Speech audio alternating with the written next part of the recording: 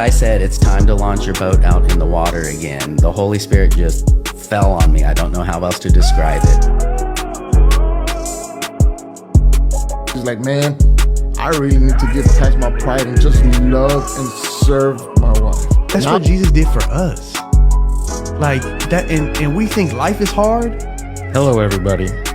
Welcome to another episode of the Real Jesus Experience.